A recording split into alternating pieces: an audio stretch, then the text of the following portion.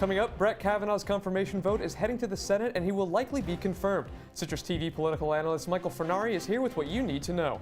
And Hendricks Chapel has been giving out free lunches for years. Just hearing about this now, Citrus TV reporter Lilia Wood has the full story. And 2 advocates against sexual assault are receiving this year's Nobel Peace Prize. We'll have all that and more. Citrus TV News starts right now.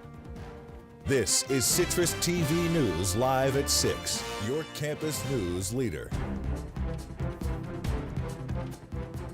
You might be familiar with campus traditions like the Dome Stomp and the Kissing Bench, but did you know Hendricks Chapel has been offering weekly free lunches for years? Good evening, I'm Rebekah Castor. And I'm Conor Wight. Hendricks Chapel offers a number of religious services to SU students, but there's more to the chapel than meets the eye. Citrus TV reporter Lilia Wood is here with more. That's right, guys. All 15,000 SU students are invited to enjoy a meal together at Hendricks Chapel on Thursday afternoons. The tradition of bringing the community together weekly started generations ago, and it has been a staple in Hendricks Chapel since. To ask deeper questions, to think about our relationships, and to consider the good that we bring into the world. Currently, Jay Koshi and his evangelical Christian chaplaincy host the buffet, but everyone is invited to the table. It's been amazing coming to the lunch because I get to meet at least one new person every week, which is great, and obviously we get free food. That is the best part. The only advertising Hendricks Chapel does is by word of mouth, yet hundreds of students come each week. After grabbing food from the Noble Room, students overflow throughout the entire building while mingling and enjoying the food. Like I met you today, and every day I meet a new person, I make friends, and they're really helpful. Like whenever I meet them anywhere in the college, like it's, oh hi, I met you there. Community members take turns making the home-cooked lunches for all of the students. The dishes are from various cultures, although Indian cuisine does seem to be a favorite.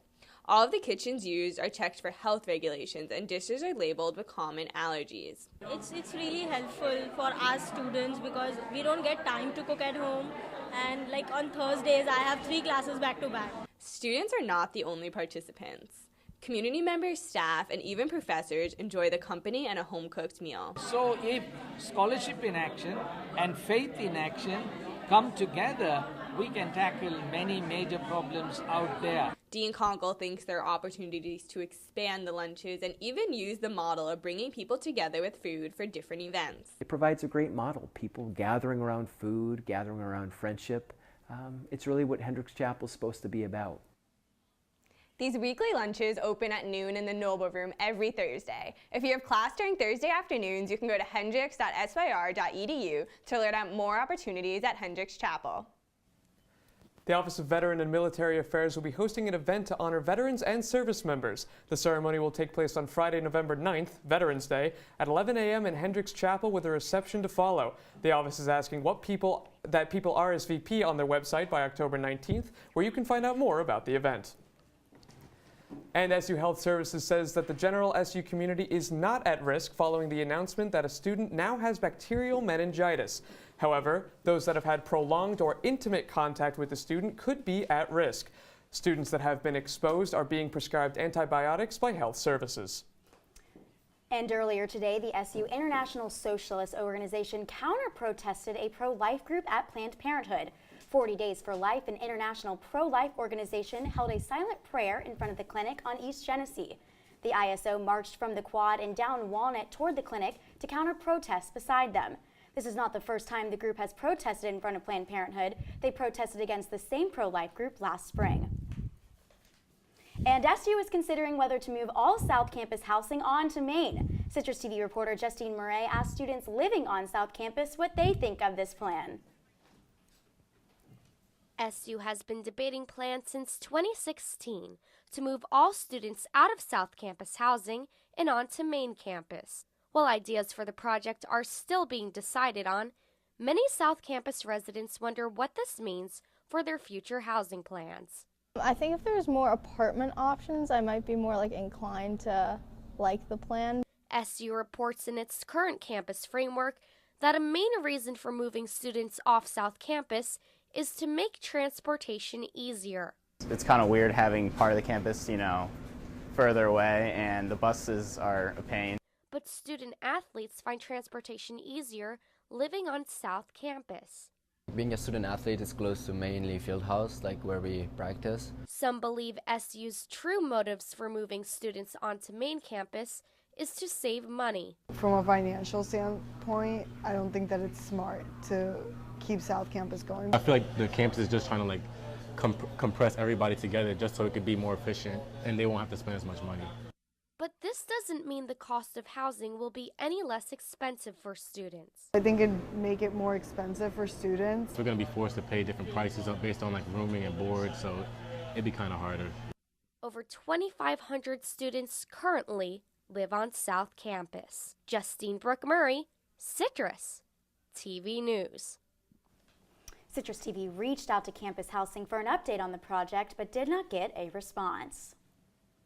Well, Rebekah, it's been a little chilly, but you know what? I think it's gone well because we've had such blue skies the past couple days. I've really enjoyed the weather, and I hope it continues. Yeah, today was an absolutely beautiful day. We have your weather anchor, Zachary Levine, here in studio to tell us if this fall weather will stick around. That's right, chilly guys, but I mean, it's going to get a little warmer. I'll get to that in a minute. Right now outside 59, partly cloudy and clear tonight, so enjoy it while it lasts. Taking a look at our radar now, nothing on that radar at all until a little later on at 12 noon. See that big blotch of storms coming through, so enjoy tomorrow morning while it lasts, because noon throughout the rest of the afternoon, we're going to get some strong rain coming in. Rain early, so a few drizzles in the morning, nothing that really appeared on my radar there. But as I said, afternoon, after some overcast skies, scattered thunderstorms throughout the rest of the day. I'll have more in my full weather forecast. All right, thanks, Zachary. The new West Side Initiative project is now complete. The NWSI will host a preview of the new community performance space on Wednesday. Located in the former Case Building's western wing, the performance space will include rehearsal rooms and classrooms for the members of the Syracuse community to use for the arts. State Senator John DeFrancisco contributed $1.5 million to help with the project's completion. And a new report says Onondaga County's opioid drug overdose death rate is higher than both the state and national average. Between 2012 and 2016, the report says 27.3 people died per 100,000, nearly 10 people higher than the national rate. However, Onondaga County wasn't the highest in the state. Sullivan County was the highest, followed by Greene, Broome, and Erie counties. And the Onondaga County District Attorney has come to a decision regarding the Dunkin' employee caught on camera pouring water on a homeless man. Shakeen Robbins will complete 75 hours of community service helping the homeless. The DA's office says the homeless man Robbins soaked believes this community service order is appropriate. Robbins will not face criminal charges. And another report, this time about stress levels, has more bad news for New York. New Yorkers are among the most stressed people in the nation. A new ranking from the job hunting site Zippia listed the Empire State as the 5th most stressed in the country. Zippia reached this judgment by analyzing census data, including commute times, work hours, and unemployment rates. New Jersey earned the title of most stressed state, while Iowa was named the least. And coming up, the vote on Brett Kavanaugh's confirmation will be moving towards the Senate after Susan Collins' announcement earlier today. And find out more about the recipients for this year's Nobel Peace Prize. All that and more coming up. Stay tuned. Leaving hot coals improperly extinguished can cause a wildfire. Hey guys, it's Smokey! It looks as if Smokey is going to use the drown, stir, drown and feel technique. After the first drown, a good stir. Next, another drink. And finally, a close feel. Is it cool? Okay. Yeah. Hey, Smokey, catch! Oh, my bad, Smokey. Only you can prevent wildfires.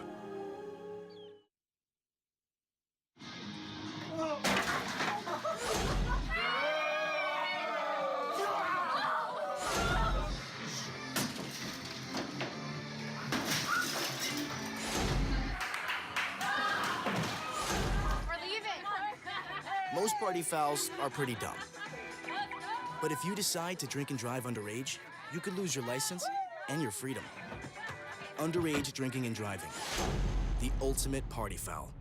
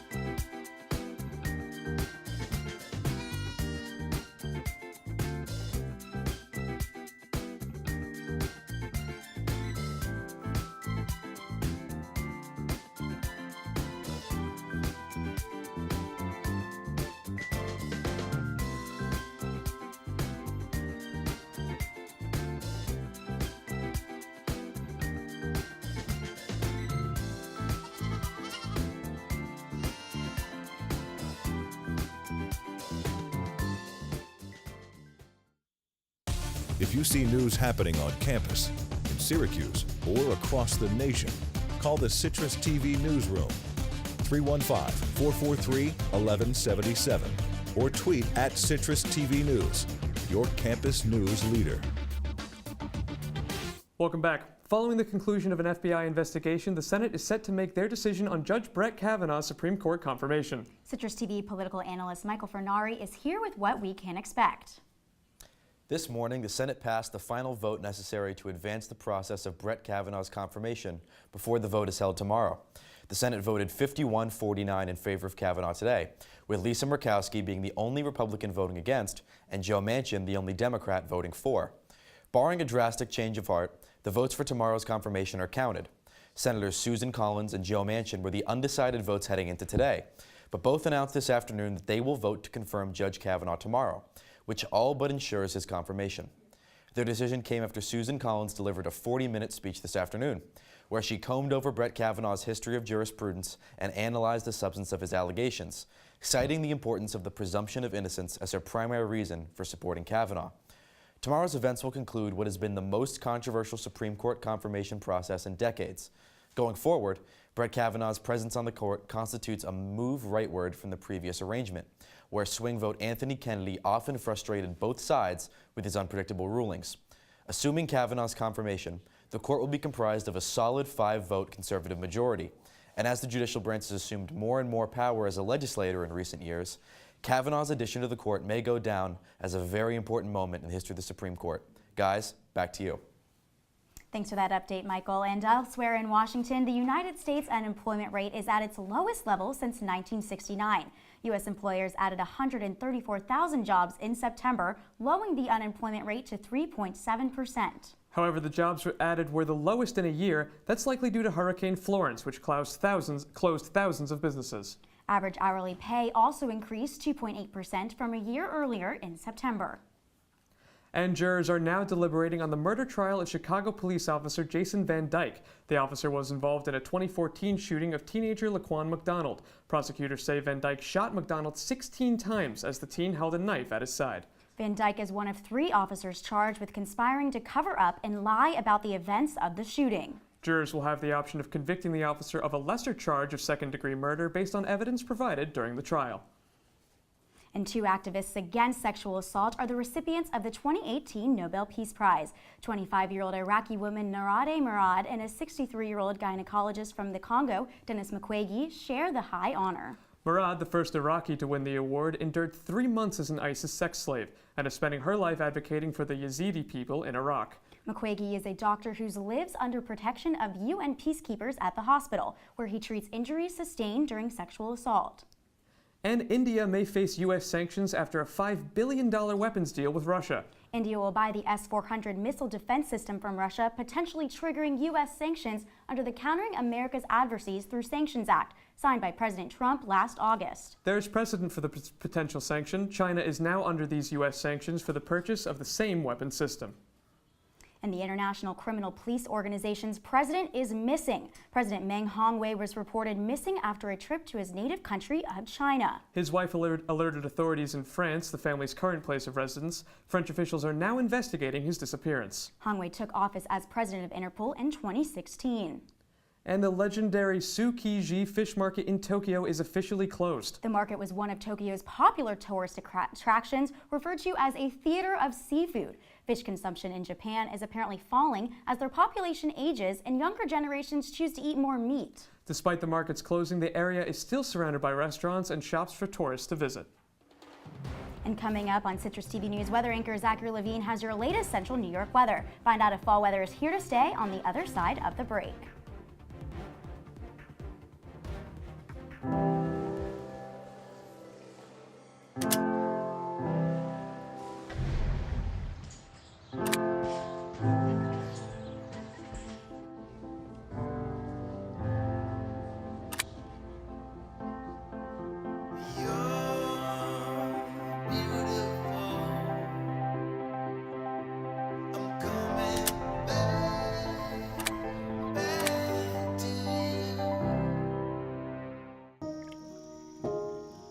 This is the story of a boy who didn't talk for a long time. The boy liked things to always be the same. Any changes would scare and upset him. The unknown was an unfriendly place. The boy was very sensitive to lights and sounds. So he built secret hiding places where they couldn't get in. The boy didn't like looking people in the eye. He wasn't trying to be mean, it just made him feel uncomfortable. Sometimes he would flap his arms again and again. One day, I found out I have something called autism. My family got me help. Slowly, I found my voice and learned all the ways I could live with it better. Early intervention can make a lifetime of difference. Learn the signs at autismspeaks.org. From the Citrus TV Weather Center, this is SU's most accurate weather forecast. And welcome back to Citrus TV News. I want to start with today's weather again because 59, look at that. That's, very fall weather, but it's not going to last long. I do want to look at that rain again tomorrow. 9 a.m. 55, noon 64, and then up to the 70s in the early evening. But I recommend staying inside for that Syracuse-Pitt game because, as I mentioned earlier, and I'm going to mention it again, it's going to be raining in the afternoon. A little bit of drizzling in the morning, then some overcast, and then the evening, a lot of rain planned. So get ready to stay inside tomorrow. Quick look right now at our current temperatures. Fulton 58, Syracuse 58, going down to the southern tier, Elmira 65, and Binghamton 64. Remember last Friday, Rochester was in the 80s. 53, one of the colder places I have on my map this week. So, things are changing. It's getting ready for fall here. Now a quick look at our 5-day forecast. Saturday, 74 and showers, as I mentioned. Sunday overcast and Monday overcast as well. But Tuesday and Wednesday, we will have some rain, but it's going to be warmer up to the high 70s, maybe even into the low 80s there. So, hey, a little bit of extra late summer weather coming back to central New York before we head into fall. Now to sports and Matt Liberman. Thanks, Zach. Coming up in sports, Syracuse travels to Steeler country. The #1 team in all the land comes to SU Soccer Stadium, and we've got the best rivalry in pro sports tonight. All that and more when Citrus TV News Live at 6 comes back.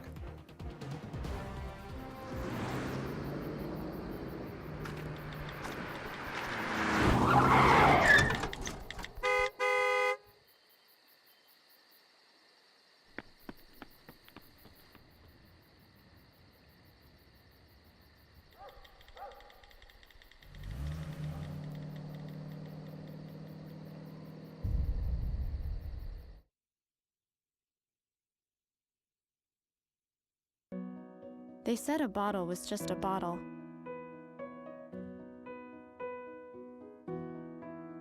That no one would ever notice me.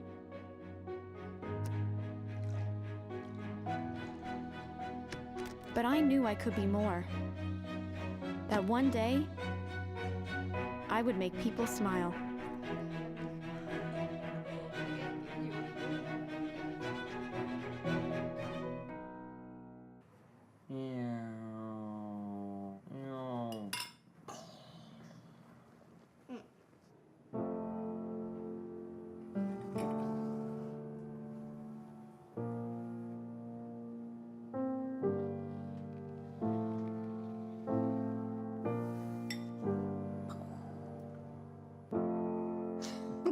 Visit aarp.org/caregiving for information on how to provide even better care for the person who wants to care of you.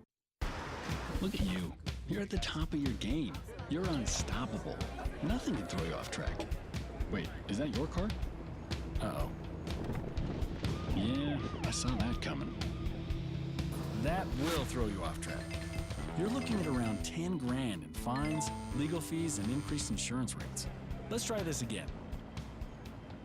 Smart move. Because buzz driving is drunk driving.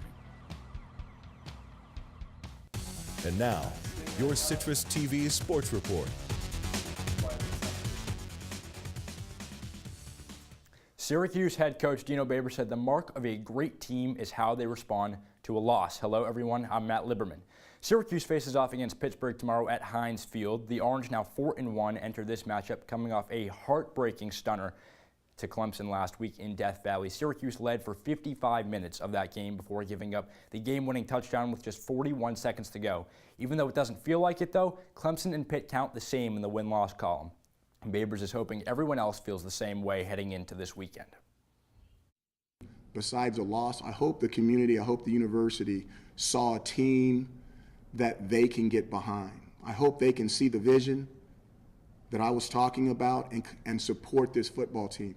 I hope that we are doing our part of putting something on the football field that they can be proud of, something that they can come and watch and cheer for. That game gets going at 12:20 tomorrow, as Syracuse hasn't won at Heinz Field since 2001, but Pitt comes into this one at just 2-3. And while football hits the road, SU men's soccer hosts the #1 team in the country, Wake Forest, tonight at SU Soccer Stadium. The Cuse comes into this one winless in ACC play, losing 3 straight to open the conference slate. The Demon Deacons, on the other hand, have been terrific. They entered this one with an 11-0 record and a win over the #2 team in the country, plus a 4-0 start in the ACC that includes a road win over Virginia Tech, who beat Syracuse just last week. This game gets going at 7 o'clock tonight. And Syracuse women's ice hockey opens its season tomorrow afternoon against #6 Boston College. The Eagles actually come into this one with an 0-2 record after dropping 2 against Minnesota Duluth last week. The Orange played 1 preseason game before the matchup with BC, losing to the University of Montreal 6-3.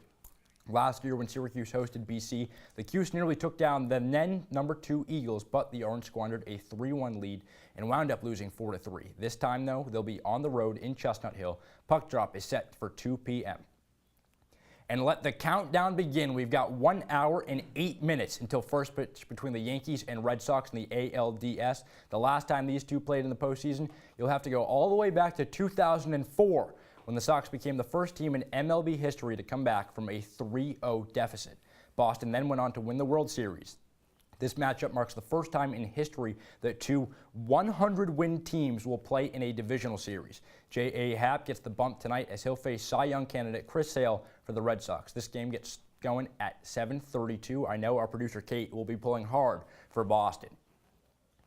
And on the gridiron, all 3 New York football teams are in action this Sunday at 1 o'clock. We'll start with Buffalo, where the Bills play host to the Titans. Buffalo comes into this one after getting shut out against the Packers last week at Lambeau Field. We'll see if Josh Allen and the Bills' O-line can get back on track. He's been sacked more than any other quarterback in the NFL this season. In the Meadowlands, the Jets welcome the Broncos, who are coming off a Monday night loss to the Chiefs. For Gang Green, though, the last few weeks have been a struggle. Since winning their season opener against the Lions, New York has dropped 3 straight. And lastly, the Giants head down to Charlotte to take on the Panthers. The G-men sit at just 1-3 this season. Meanwhile, the Panthers are well rested coming off a bye week. All right, so you mentioned one of the biggest rivalries in sport happening tonight. I know that you can be a little biased in this one, but who you got, Yankees or Sox? I really do have the Red Sox in this one. I think that Chris Sale, having had most of the last 2 months off to get back from shoulder inflammation, I think he'll be all set to go. I mean, he's torched the Yankees at points this season. And then J.A. Happ, I just don't know what his success will be like going into Fenway and having to play on the road game 1. It's a toss-up. Yeah. Yeah, so a disappointing loss for Syracuse last week against Clemson. How do you think that will match up against Pitt? I think that Syracuse is a much better team than Pitt. I think that they've proven that. I think that they've been able to blow out teams this year where Pitt has really struggled against some bad teams. They have a bad quarterback situation, not as talented of a roster in the offensive line and defensive line. Syracuse, a better, bigger, faster team. I think they get the job done. Well, I certainly hope they do. But moving it back off of SU back to baseball. What are some of the other big matchups that we can look forward to? So Houston already beat Cleveland 7-2 today in Game 1 of that series, and right now the Brewers are ahead of the Rockies 1-0 last time I checked. So those are some exciting matchups, as well as the Dodgers and Braves get going tonight in Game 2 of that series. So a lot of baseball going on. It's my favorite time of the year is October baseball. All right, thank you so much, Matt. And we'll be right back after the break with one last look at your weather. Don't go away. Well, Thomas, you've got pre-diabetes.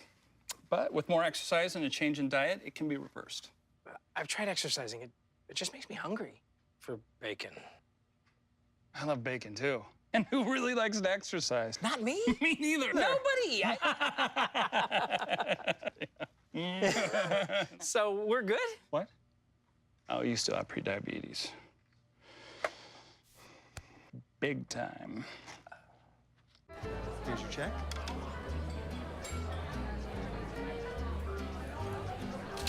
Oh, you got it. You know, since I got rid of my car, I really enjoy walking. Okay. God, no. Getting pulled over for buzz driving could cost you around $10,000 in fines, legal fees, and increased insurance rates. Oh, you're home early. You live with your mom? That'll set your game back a few years. Buzzed, busted, and broke. Because buzz driving is drunk driving. Every time I hear the alarm bell go off in school, I think it's an air raid. A lot of houses in our neighborhood have been destroyed. I like to close my ears and sing songs whenever the bombs come close. I'm worried our new neighbors won't like us. But I know it's all gonna be worth it. I just want my family to be safe. But these are not my words. These are not my words. These are not my words.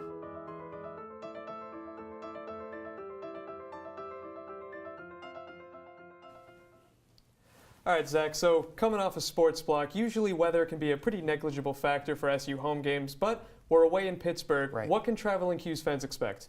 Well, I'd expect rain all game long, and that's not a good thing, obviously. Of course, Q's used to playing indoors. I mean, they do practice outside, but they have indoor facilities, so paid a little more accustomed to that. I think they could have an advantage. But it will be warm, in the low 80s during this game, so good for fans, but it'll be warm rain coming down. That's hot for October. Right. So what about the fans that are staying here in Syracuse for the weekend? What can we expect this weekend weather-wise? I mean, this weekend's going to be pretty good. As I mentioned earlier, that rain, coming on tomorrow afternoon and then a little overcast the next day. But if we look at our 5-day forecast, you can see really that the rest of the week itself is going to be quite good. We're talking about sun, middle of the week, but then some rain in the afternoon, Tuesday and Wednesday. Some summer-like weather. We're talking about those late afternoon thunder showers. 79 Tuesday and Wednesday. That's your high. Maybe into the low 80s. So, I mean, enjoy the weekend while it lasts. It's going to be a little overcast, but in the end of the week, we're talking rain. All right, thanks so much, Zach. Moving into some entertainment news, is Captain America hanging up his shield? That's all thousands of Marvel fans around the world are talking about. Captain America actor Chris Evans recently posted this tweet saying, "Playing this role over the last 8 years has been an honor. To everyone in front of the camera, behind the camera, and in the audience, thank you for the memories." Marvel fans took to social media to question the nature of Evans' tweet. Some fans think the tweet is a goodbye and an indication that Chris Evans is retiring from playing the role. Other fans are more skeptical. Either way, famous celebrities such as Ryan Reynolds, who plays Deadpool, and Dwayne "The Rock" Johnson tweeted their congratulations on Evans' iconic portrayal over the years. And that certainly is an iconic portrayal. I don't know about you, but I am a huge fan of all the Marvel films, and I'd be very sad to see him go. Yes, I'm wondering if something's going to happen in the new movie. Is he going to be killed off? Is he going to leave?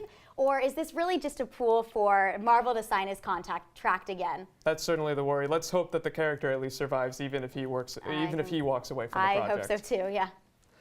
All right, well, that's all the time we have tonight. Make sure to follow us on Twitter and Facebook at CitrusTV News for our around-the-clock news coverage. I'm Conor Wight. And I'm Rebekah Castor. Thanks for watching, and have a good night, Syracuse.